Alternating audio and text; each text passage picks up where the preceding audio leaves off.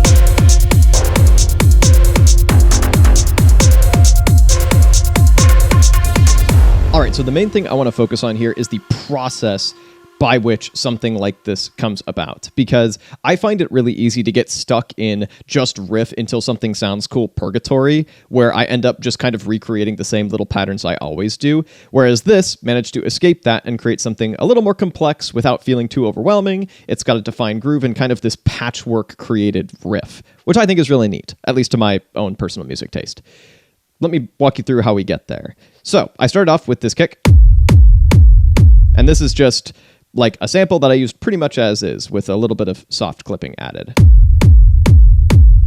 And I know it's got a built-in rumble, maybe that's cheating, but it's not the focus of the track, so I figured, at least for me drawing the line right below what I'm willing to do, I think that's fine. Up next, this shaker. And that has some pumping and a little bit of delay. Give a little extra stereo width. So that's our super duper basic foundation.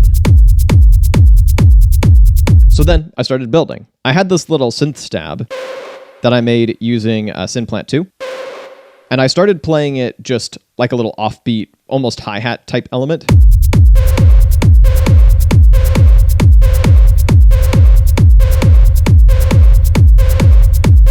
And that sounds pretty cool, but it gets monotonous very quickly, so I thought, hey, what if I just leave off the fourth repetition of this?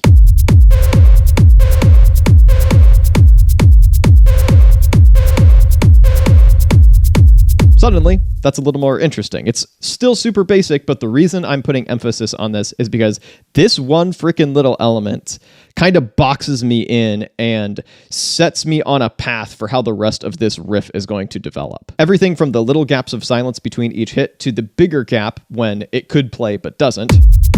So I got these little gaps here, bigger gap. That's basically giving me little pockets to fill with sound as I see fit and boxing me in a helpful way. So, okay, at this point, I'm ready to start adding elements, and let's lean into a bit of my syncopation drummer brain and emphasize some of those weak beats that this is playing with little muted percussion things like this or this. And I start just dotting them about wherever it feels right.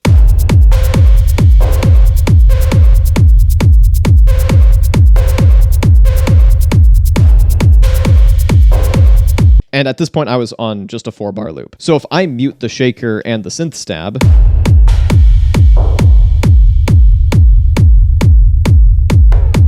I'm just emphasizing certain weak beats in these little pockets and trying to keep it familiar, but not have everything land on the same beat every bar. Okay, so those are filling in some little gaps or emphasizing certain times that this plays. Let's fill in that bigger gap. So I've got this bass pluck, which sounds sick. With a little bit of reverb on it.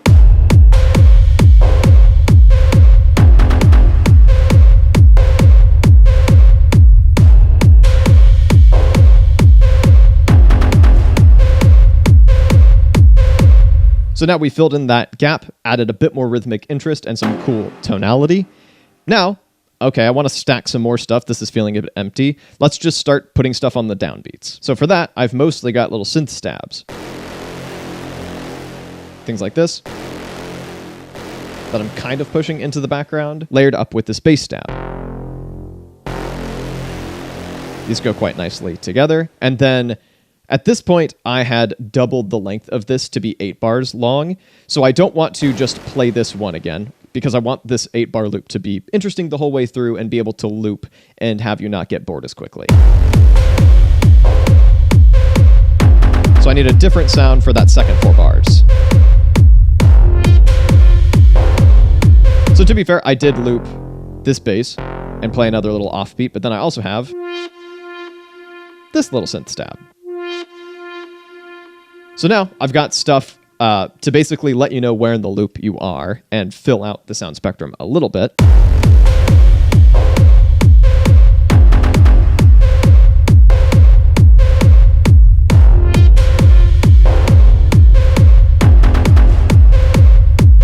But everything still feels kind of disjointed. So let's do some lead-ins to the first part of those first 4 bars and then the first part of those last 4 bars. So I've got sounds like this.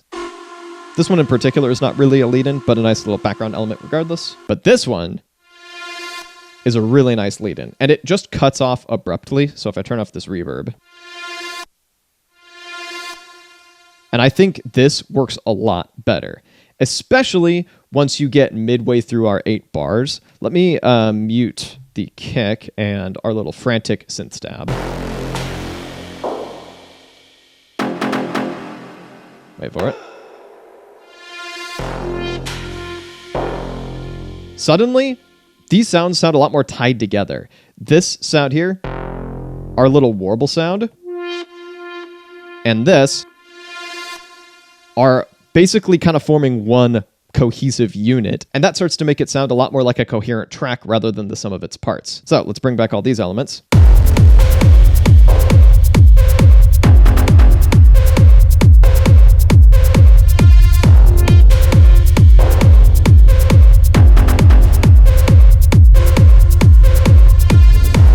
And I'm also using this in conjunction with this before we loop completely.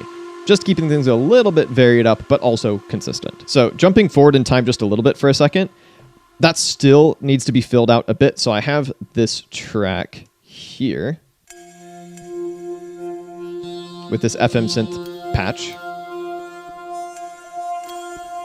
I bought the FM synth with my own money, not trying to push it on you, but in this case, it does work quite nicely.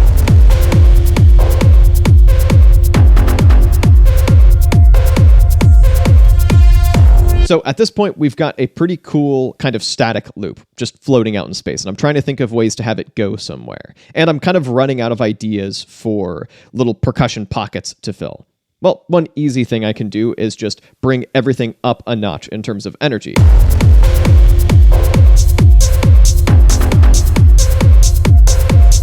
So these, pretty basic ride and hi-hat shaker thing, layered together, because hey, techno is a genre where it's totally permissible to use a ride as an off hat, so I've got these layered.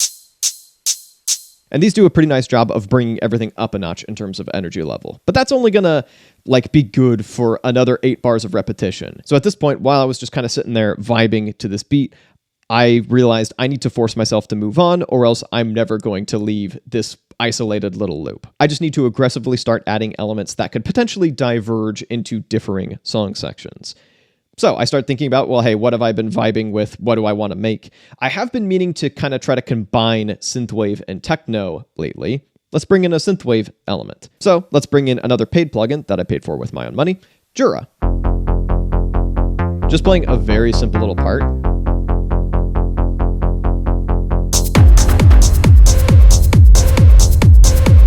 And you can probably hear that I've sidechained it to the kick. And I actually have a different kick that's turned all the way down because the tail of that kick with the rumble is so freaking long. But that is neither here nor there. Basically, this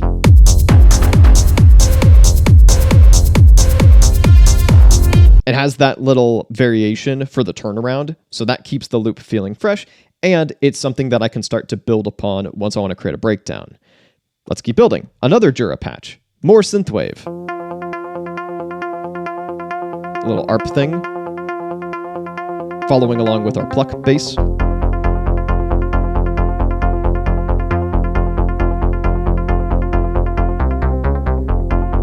Sounds a little bit goofy on its own, but hopefully that's fine. Also sidechained. And, okay, what are some other things that techno tracks tend to like? Techno tracks tend to love ARPs. So, what do you know? Another Jura patch. This patch is fun too because the longer you hold down a note, the more aggressive it becomes. That's not a velocity thing, that's a length thing.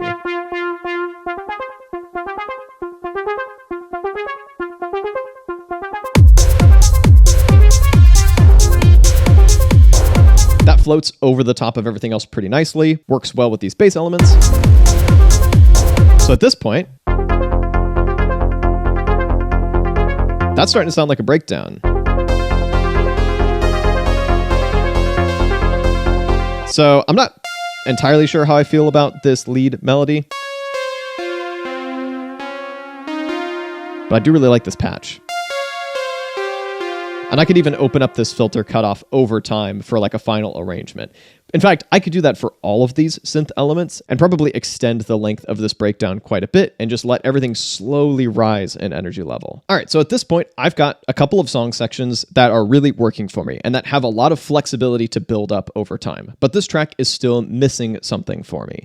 And that is, pardon my French, or an oh shit moment. Basically, in a live setting, I personally respond really well to a big dramatic switch up. Something that keeps things fresh, something that makes my brain light up a little bit and go, ooh, this is new, this is fun. So I basically just took my whole main loop, copied it over, and had the kick do some little acrobatics.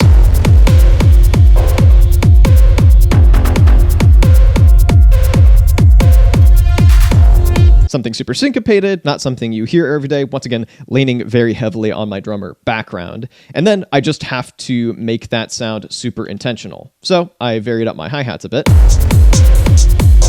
Added another hi-hat here to really emphasize the beat that this kick is doing. Now that I'm playing a different pattern, I was actually able to sneak in yet more little pocket percussion, as I've been calling it in my head.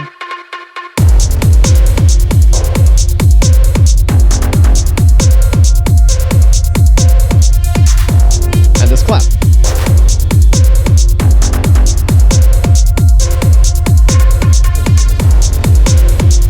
And from there, the only thing left to add is something to bridge my breakdown and my kind of oh shit second drop. So I've got this little snare with velocity being controlled by 16 levels. I'm automating the volume of that up. I've got two of my bass synths playing and just a simple riser. That's pretty much it, and then a little different bass line right at the turnaround right before our drop. I feel that leads into it really nicely.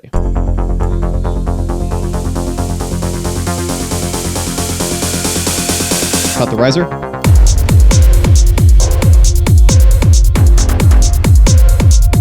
And then from here, I could kind of wind the track down, do a slightly longer arrangement than the one you saw in the intro, and go from there. If you'd like to see some more MPC One techno, you can check out this video up over here. If you'd like to see some different device techno in a very similar style, you can check out this video up over here. And if you like this thematically appropriate shirt, hit up the link in the description. Thank you so much for watching, and I'll be back with a new video in a little bit. Radical, that's a video.